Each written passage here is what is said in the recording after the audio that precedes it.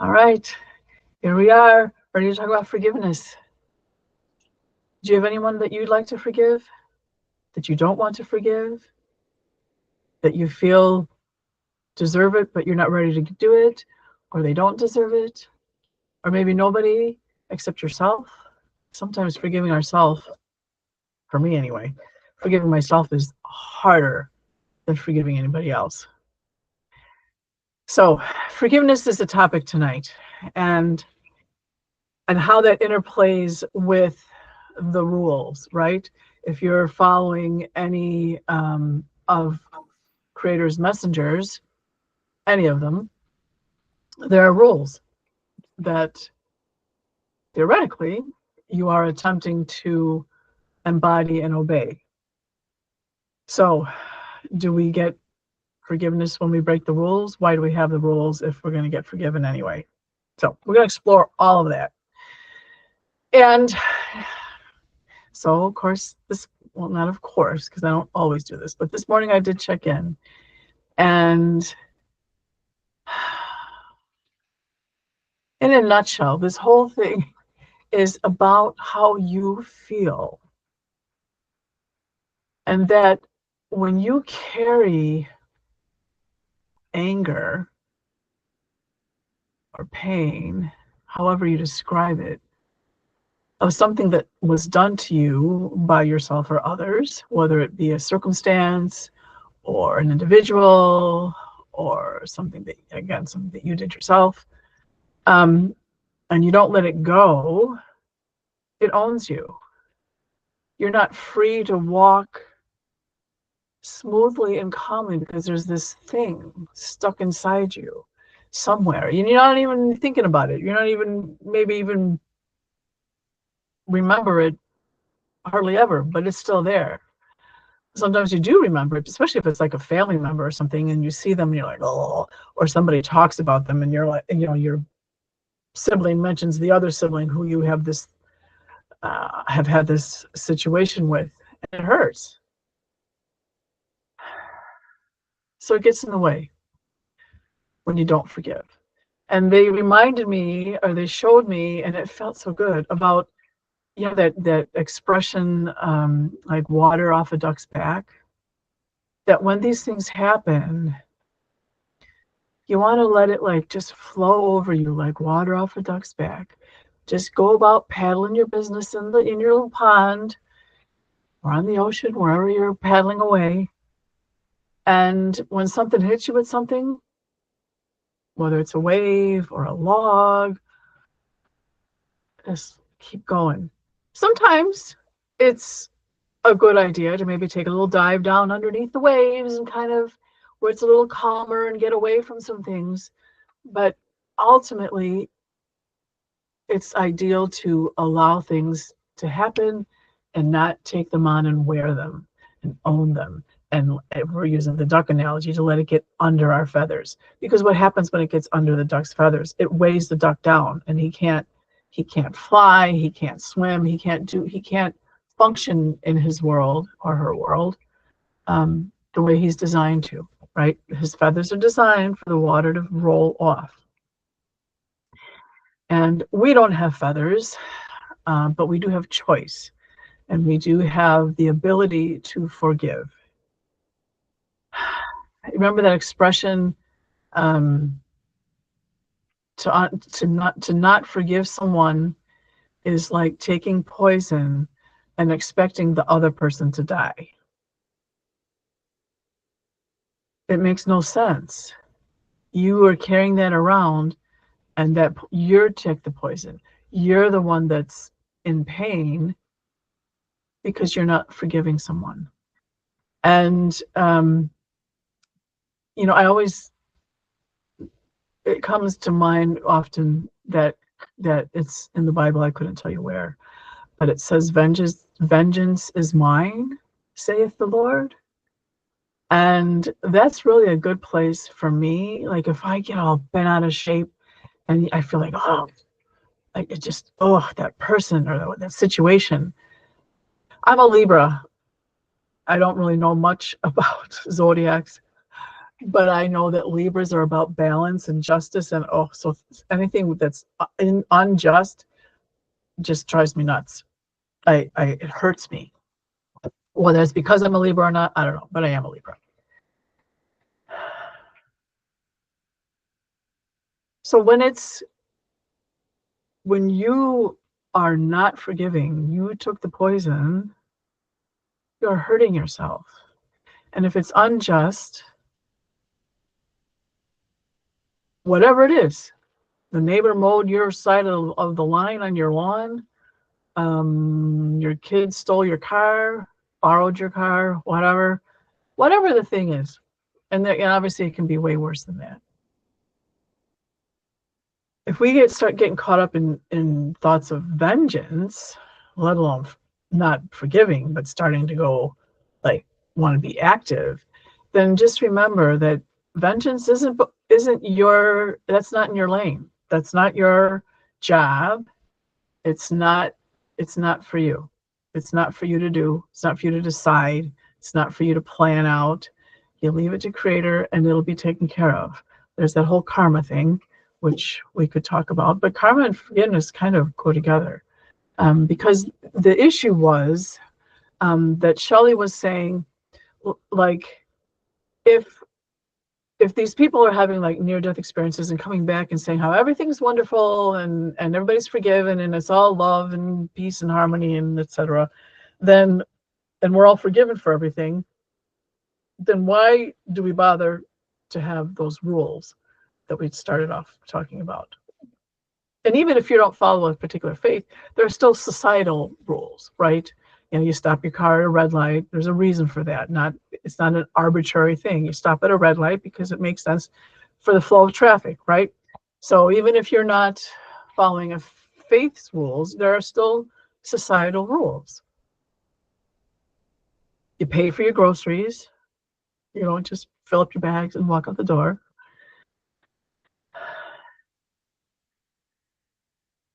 The rules are a guideline. They are there for us to live our best lives, to be of joy, to be able to coordinate and cooperate and be considerate of one another in this world. Unless for some reason you are living on a mountain in a cave all by yourself, in which case you're probably not watching this, you have to interact with others. And even in the cave, you got to interact with the rain and the mountain itself and the bears that might come by and the food that you're growing. There's always a dance between you and anything. And the rules make it simpler. And the rules are the rules, but we're not perfect.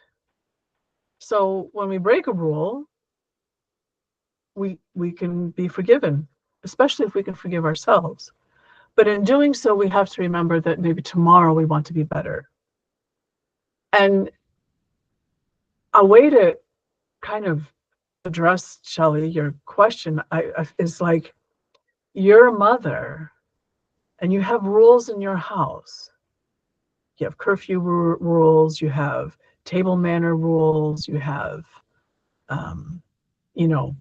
cooperation between the children, how they treat each other, how they speak to you as the parents, whatever rules you have in your house. And on any given day, sometimes at any given moment, any one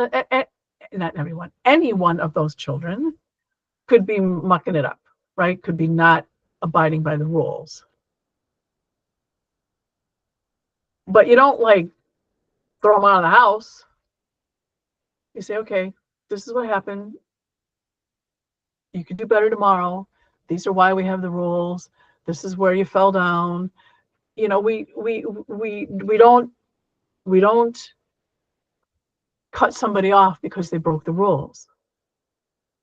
And so I think the same, if you can expand that household set of rules to our faith-given rules, we don't get kicked out of the house or heaven or earth or wherever you're meaning, because we broke the rules.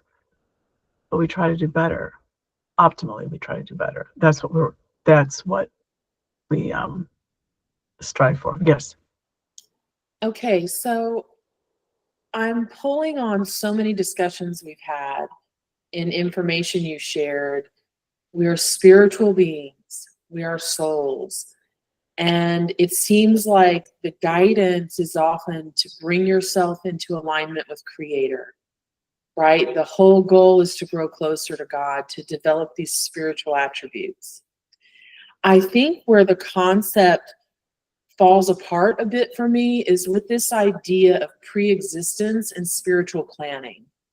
So we plan Okay. this life, and I say, okay, I want to be abandoned in childhood so that I can learn what it feels like to overcome that. And another soul steps forward and says, okay, I will be your parent and I will abandon you, right? And we can expand this to anything, right? Mm-hmm. Being a dictator, to being someone who commits genocide, right? All the Mm-hmm. terrible things that happen on this planet. That I have a hard time reconciling. How, as a spiritual being created by God, can you come here intending to do something horrible, to harm others, when that is not in alignment with Mm-hmm. divine principles? I yesterday I read a quote, and I wasn't gonna give it to you till after tonight, but I read a quote yesterday. I'm like, oh my gosh, this is Shelley's answer in like one sentence. I didn't memorize it, but I do know where it is. That the darkness is necessary for us to see, for the light to shine.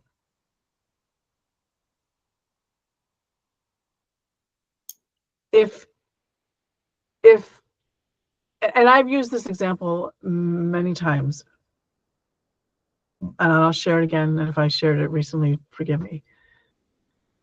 But I like it because I have spoken with so many of these beings.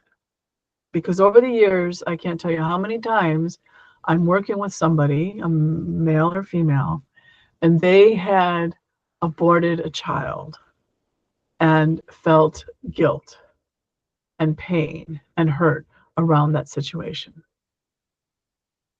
Sometimes I brought it up because the guides showed it to me, and I would say, hey, you said you have 2 children, but I think you really have 3 children. And that, anyway.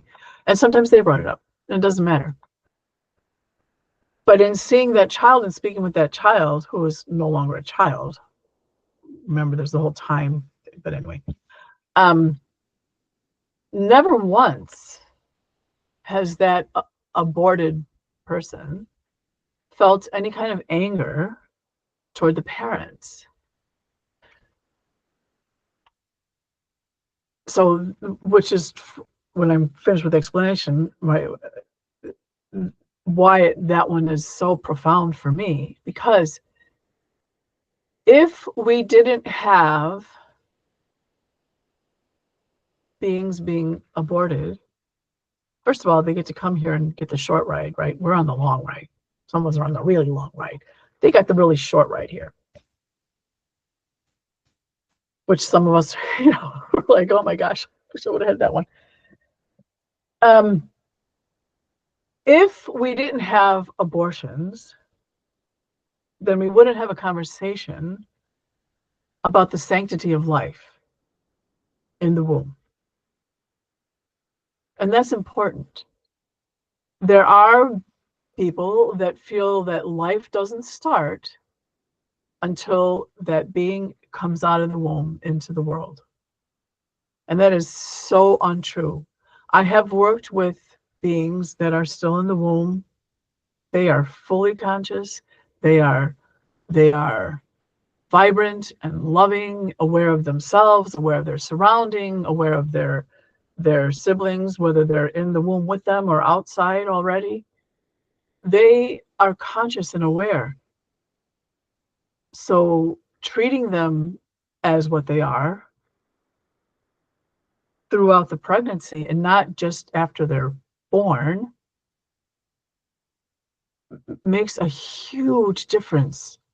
There are so many issues that show up, like, I'll be, working, and I'll be like, here's what happened when your mother was like 6 months pregnant with you, example. And they're like, oh, my grandmother died, or she had an accident, or whatever, something happened. That affects that person. Like, I'm looking at the person, I'm working with them on their healing, and I'm like, something happened at this point when you were still in the womb. It's relevant, and with we as a society can live in that way, that those are real beings and are conscious and aware of how we speak around them, what TV shows we're watching while we're with them, how we act when speak with them, is a huge change. But if we don't have the conversation about it, then people don't know any better.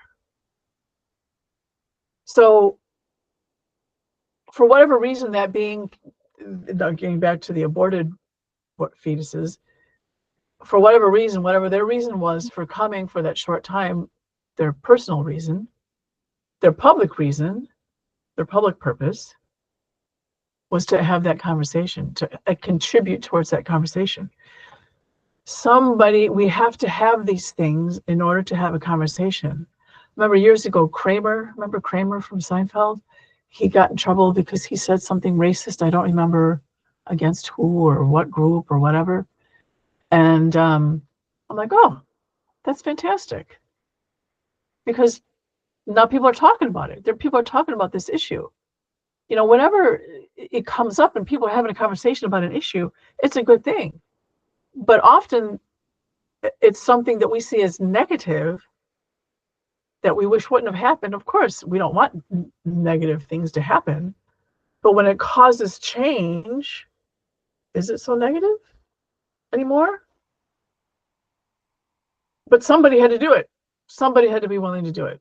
Somebody has to be willing to be you can call it a sacrifice. Somebody who could be willing to be the sacrifice for that.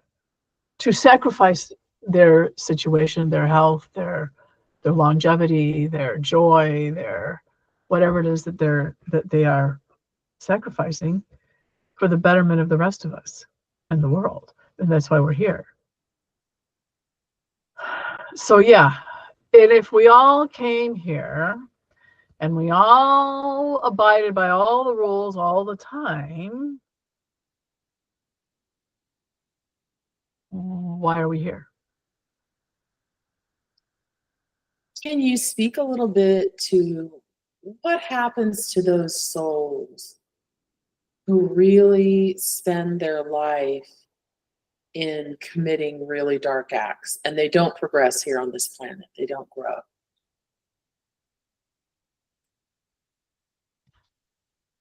Well, again, we have eternity. And so our little brains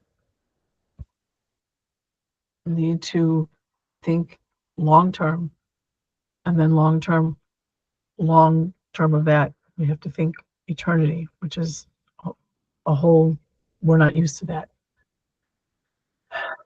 And each situation, of course, is different. But in general, okay, there are going to be ones that had some kind of trauma. Maybe their father was on drugs when they impregnated the mother, and so their DNA is all messed up, and they're just not ever going to be capable of being a normal person. Or the mother drank alcohol or used some kind of drugs during, or even pharmaceutical, what do you call it, prescribed drugs at some time during the pregnancy, or had an accident, some kind of thing that, okay, so if a being has been wounded in some way, even emotional trauma, again, I have lots of stories we could talk about, but we don't have time. Would that person be accountable for their behaviors that they have no control over, that they were kind of like behind the 8 ball from day one, or had some kind of disease or some kind of, a chemical imbalance that doesn't allow them to have rational thoughts, or the brain that the part of the brain that develops your understanding of morality and what's right and what's wrong, if that part of your brain doesn't work, is that your fault? If you are later on in your life, you start using drugs and you start making all kinds of bad decisions, is that your fault? I mean, we have the capacity to do good things and to make right choices, but there's such a variance. I mean, sometimes people just they get so into greed or hate or unforgiveness or any other kinds of things, and then they just start making one decision after another, and then it starts spiraling.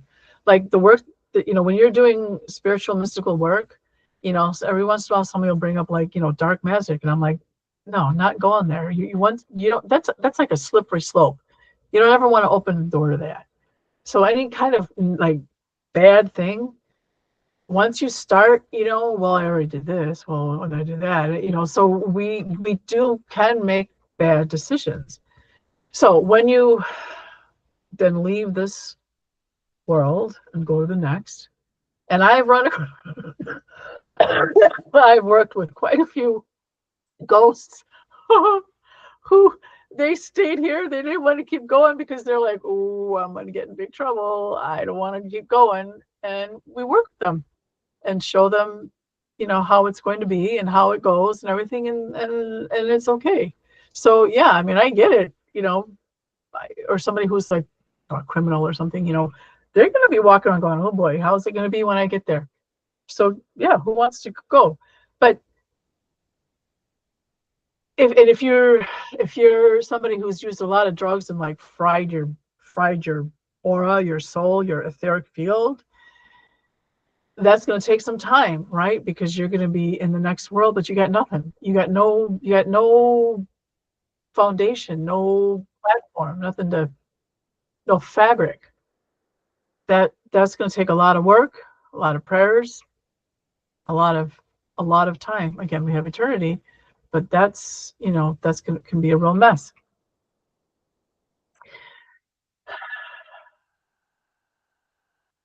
And that's just like 3 variations. I'm sure there are many, many more. I guess I still want some clarification on, okay, so when I'm facing a struggle in my life, I have all kinds of choices I can make.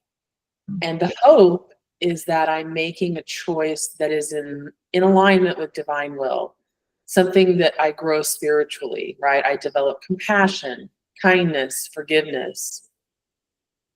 But yet, if we have this pre-planning, this soul planning, and we come here knowing that we're going to do something really bad, but how is it that the point isn't still to not do that bad thing? Do you know what I'm saying? That once you're living here, Okay. do you know what I'm saying? Like to find a way to bring yourself into alignment with Creator and not do that thing.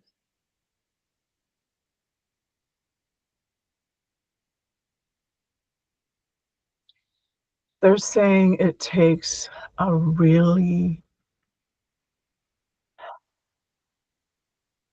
for it to be something that was agreed upon beforehand. I'm not, so again, I'm not talking about those 3 options that we talked about before, the choices, making bad choices in this world. But it was pre-planned that those beings are they're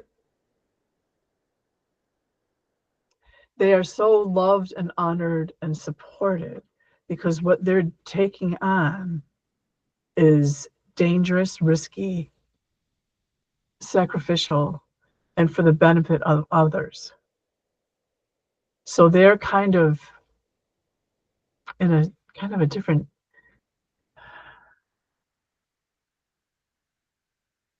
because everybody knows, the team, the planning team, everybody knows that this is going to be a tough one. and that you have to harden yourself, somehow get to the place where you're able to do those things and still somehow maintain your soul, yourself. It's a whole different. So they're like when they come home, they're like crawling. They're like in through the desert and the mountains. Their clothes are all torn up. And of course, this is all allegorical. Clothes torn up, dirt, sweat, blood, a mess, just crawling on their elbows just to get across the line, and exhausted.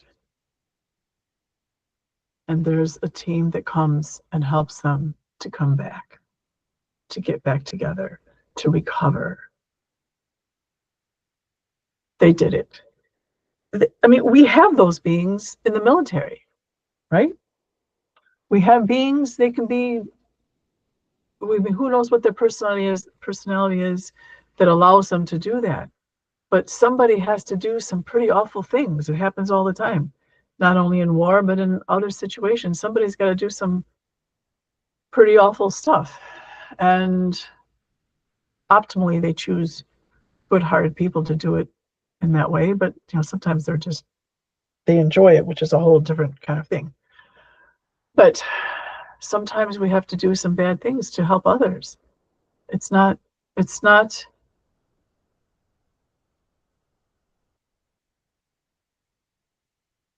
it's like the what's best for the masses, as opposed to one person. The one person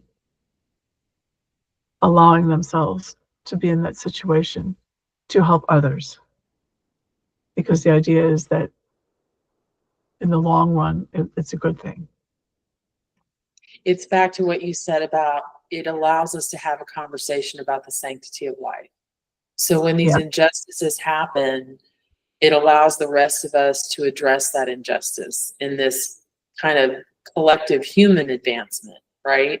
Mm-hmm. Where as a human race, we're evolving together too, to not tolerate violations of human rights. Yeah, that makes sense. Yes. Yeah, and now we are inundated with violence, like on TV, like even a Disney show. It's so hard. So we as a society have gotten kind of deadened, non-feeling about these things. And so it's especially hard now for us to kind of remember that this isn't good, that this is not how society is supposed to be. And there are those who say, well, we've always had war, okay. So that doesn't mean we can't change, and it doesn't mean that we shouldn't change. We shouldn't all try to change and then work towards together en masse to creating a better world. You saying it's always been this way is weakness. It's an excuse. You're being lazy and not having the fortitude to be like, no, it's not okay. It is not right. And like I said, because we see violence everywhere, it's especially hard for us to remember that. I am wondering, I have a question in the comments. Is it true that when you are holding a person in that energy, meaning unforgiveness, that you also can have an impact on the progress of their soul as well? So if I'm unforgiving someone else, so I'm taking the poison, I'm also, well, yeah, I mean, because they're everybody's connected, right? So they're, even though maybe not consciously, but usually consciously, their soul, their being is aware that there's this bad energy between the two of you and anybody else in the family or in the environment that is affecting. And then of course it all goes out to the universe and en masse, so it is, yes. So yeah, that was a long way to say yes. Is there anything about the divine concept of forgiveness that is different than our earthly concept of forgiveness?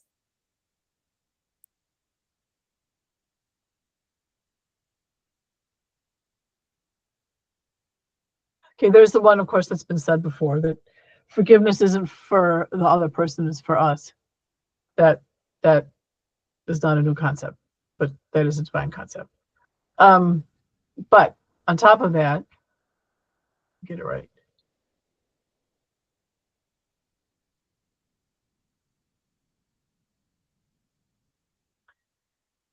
I'm trying to think of the word. I don't, you know, when you think, hold on.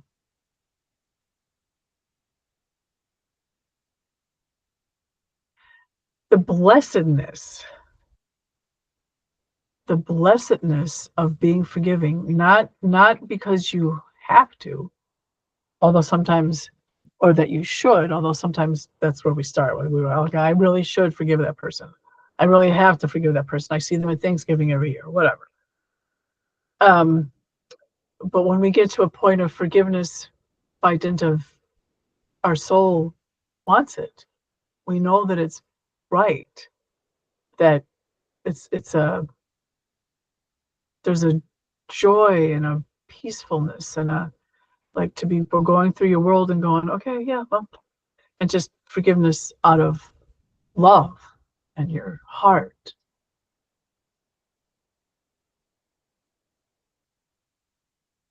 Did that make sense? Did I say that well enough? Yes, I think it brings it back to the duck analogy, right? They preen their feathers with oil. Their oil is their protection that allows that water to roll off their back. What is our oil? How can we be in a state of love and joy and peace and forgiving? It's the same. Genuinely, right? Genuinely, not I should. Well, and again, that comes from prayer and meditation and from remembering and walking as an eternal being. We don't start today and this day. We've already started. We come here, have this experience, and we keep going forever and ever and ever, which is all now, but that's how we see it, as a ongoing thing. When you start thinking like that, when you start walking like that, making decisions like that, of being a spiritual being, all those things start becoming more natural. You're reminding me of a book, The Four Agreements. You know, one of the first things in there is to not take things personally.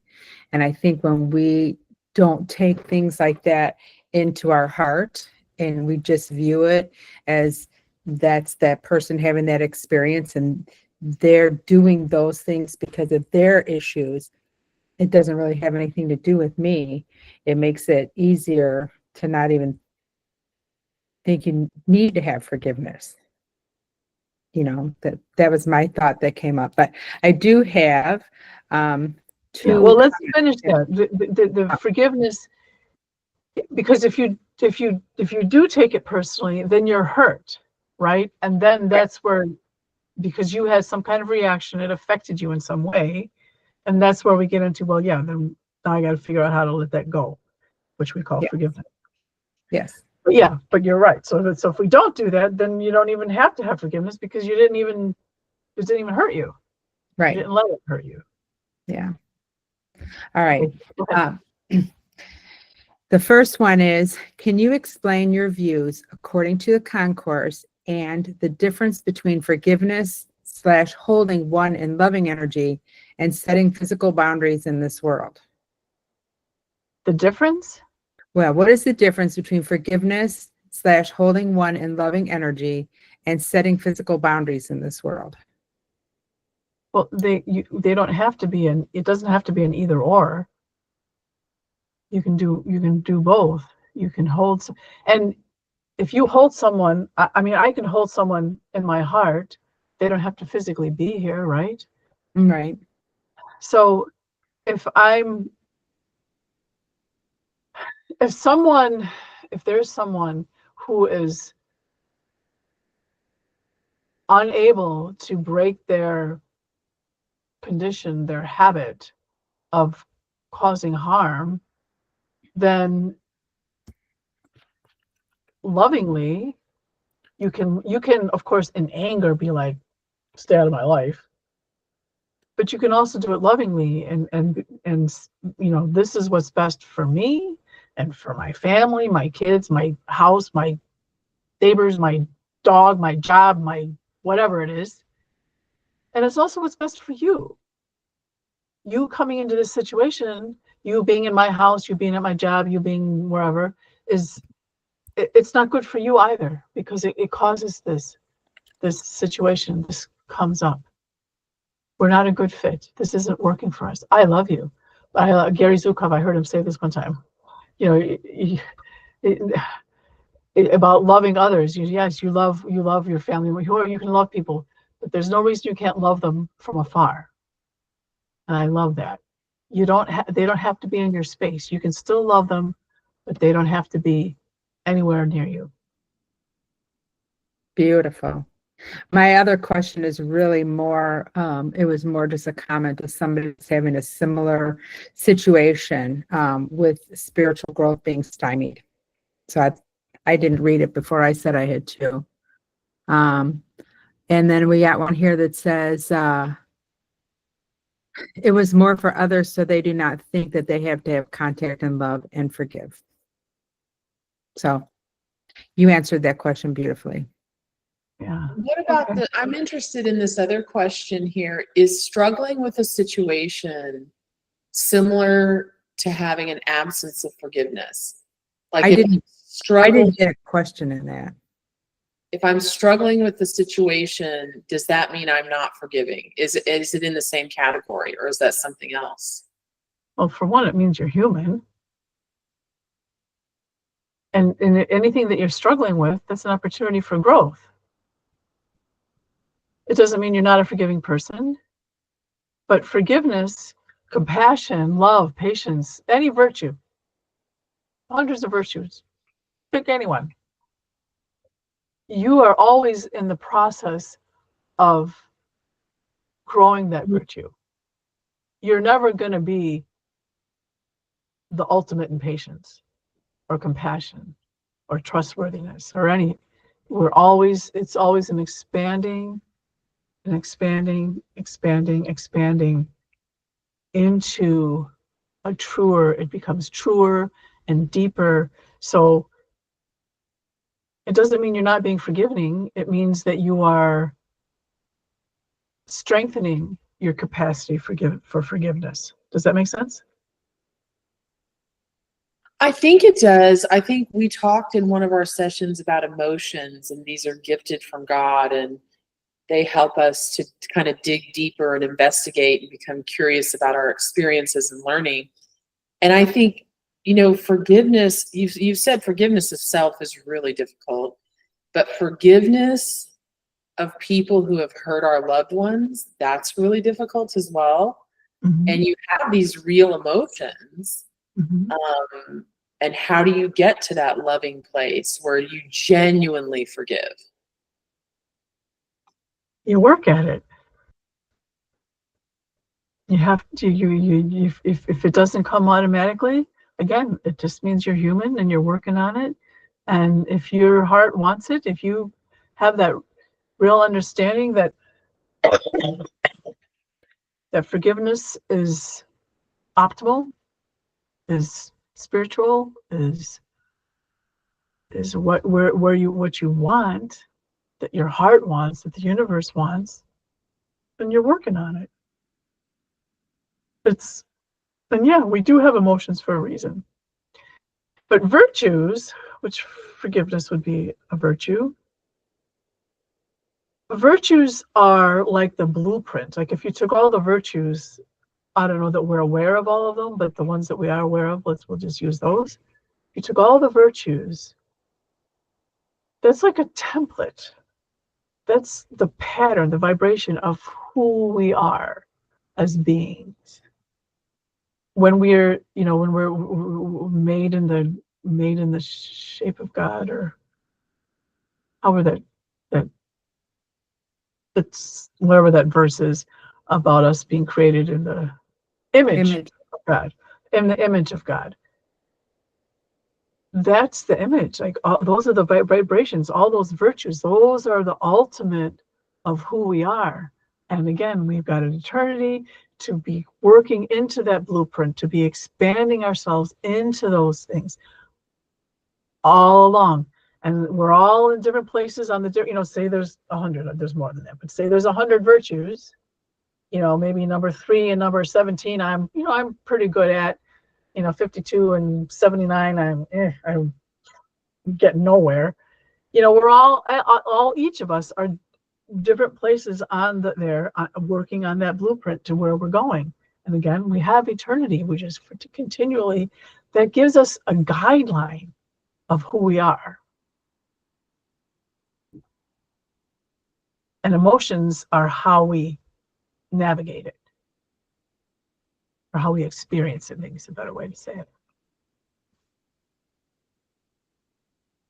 Yeah, it's complex. An article came across my feed the other day. It's a new study on how vengeful thoughts and actions are addictive. They're as addictive as drugs and alcohol. And we get a dopamine hit. Like if your boss says something to you and embarrasses you in a meeting, and then you go do something, to get back at him, you actually get a pretty big dopamine rush. And I was thinking, wow, a lot about our physical bodies, all the things we can become addicted to is in contradiction to what would be the spiritual choice. So we're having to kind of overcome that as well. Or redirect it. Yes. There's nothing wrong with having a dopamine hit, but you can get it, you can go to a different store to get it. Not the vengeful store. Stay out of that store. Yeah. One of our viewers said that, her daughter died a year ago, and she doesn't feel angry that she died, but has some confusion, and she thinks that the confusion results in the same kind of self-damaging as if she was carrying anger.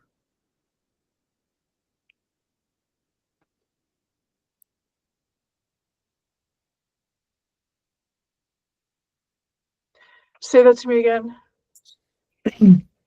Her daughter died a year ago, and she said she doesn't feel angry that she died, but has confusion and thinks that the results for her are the same kind of self-damaging as if she was carrying anger.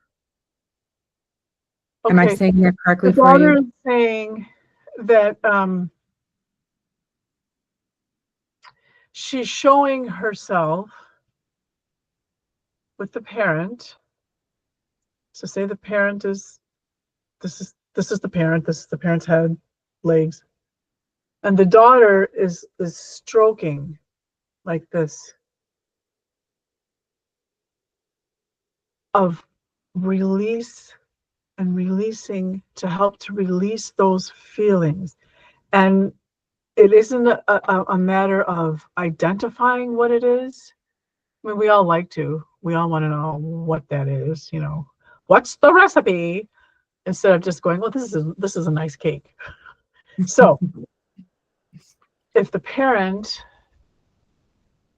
chooses, it would be lovely to spend some time and consciously be aware and allow the daughter to do that stroking, to do that clearing, to do that energy work.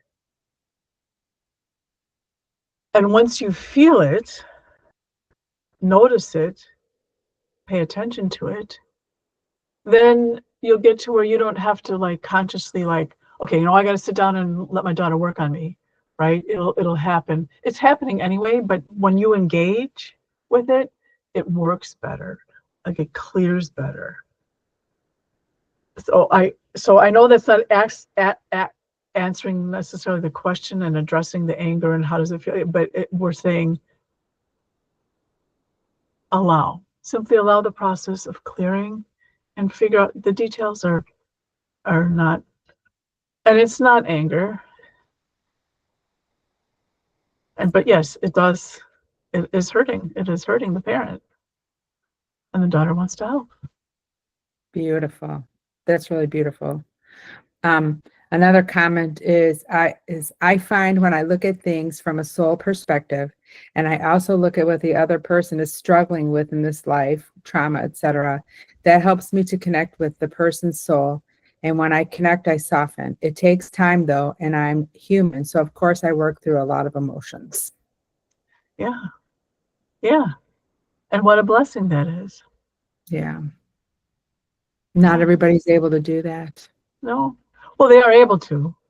They're Well, not willing to. willing to. Willing to do to. Yeah, But that's what we're here for. that's right. Keep trying. One foot in front of the other, and sometimes it's 2 steps forward and 1 step back, and sometimes it's 1 step forward and 2 steps back, and sometimes you fall down, and sometimes you leap forward, and whatever. But that's what makes it interesting, Yeah, it's lovely.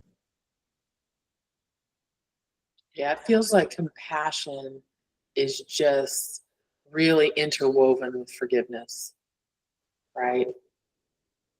I think that's a huge part of it, is seeing someone as yourself and thinking about how I could be in that situation or doing that thing, seeing everyone as a divine creation. That compassion makes it so easy to put that burden down and be forgiving and loving. Yeah. Yeah. And knowing that, excuse me, that everything's okay, which is super hard when we're looking around going, no, it's not okay. Look at that. Look at that. Look at that. That's certainly not okay. And that's not okay.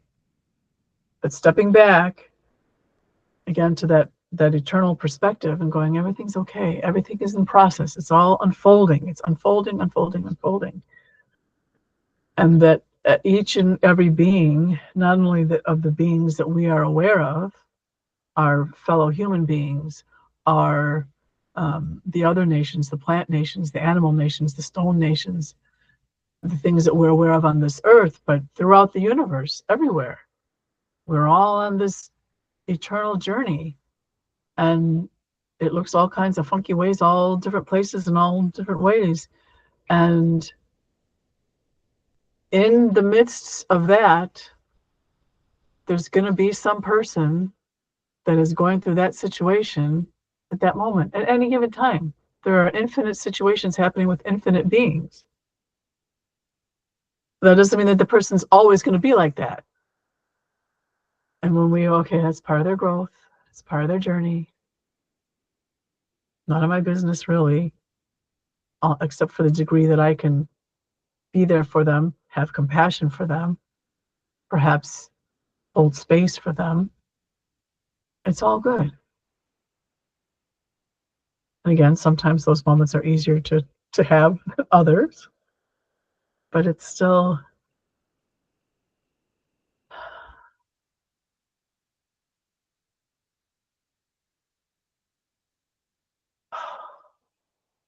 it's detachment too, compassion and detachment. If this is the system that was created for our spiritual growth, there has to be wisdom in it. This coming here, living this life, that terrible, confusing things happen. So what is it in this system? What is the power of this system from a divine perspective? Coming to me, Creator.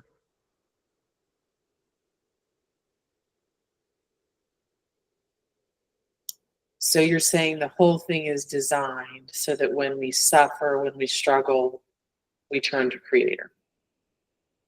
That's the plan. It takes some of us longer than others. But yeah, that's it in a nutshell. That is infinity in a nutshell. Wow, I was kind of hoping you would say cheeseburgers and Star Trek and Netflix. But here again, you're looking at it from an earthly perspective. Do you really think a million years from now, cheeseburger is going to even be part of your, are you going to care? No. You're looking at it just from Earth, who you are right now. Pull back and go, yeah, what, that is not even going to matter. The pullback is what is hard because it feels so real. We're so grounded in this material earthly realm. It feels like everything, even though we know it's not. It's all an illusion. Yeah. Yeah. Yeah. Well, it comes back to, what we talked about last week at length. I think it was last week, about walking this world, this physical experience as a spiritual being. You got to have both. You got to be grounded and spiritually inclined at the same time. Okay, we have another question that I think is great. Okay. If we truly had complete trust in God and Creator, would we even suffer?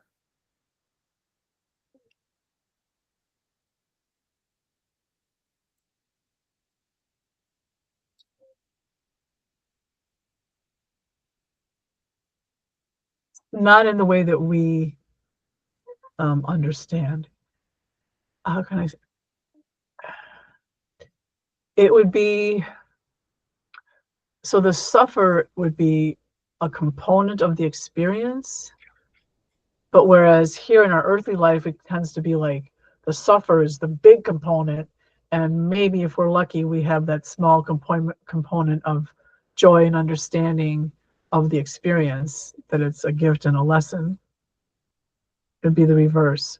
We know you would know, of course, I have faith and trust in God and everything is wonderful, but you would experience a little bit of that pain, whatever the suffering is, shame, fear, whatever, enough to make the lesson happen.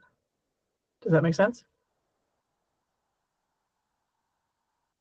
Are there beings on earth who achieve that, who are just so trusting of Creator that they really don't suffer? Again, you've got to allow a little there. We're not saying that you don't suffer. We're saying it's the ratio is inverted. Not to the degree that they're showing me, but yeah, there are beings that certainly have a much better inverted ratio than most of us do.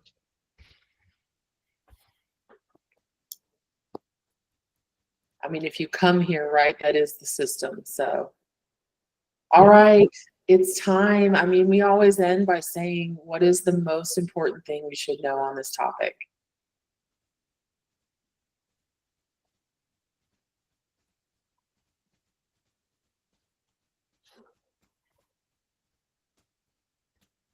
That there's glory in forgiveness.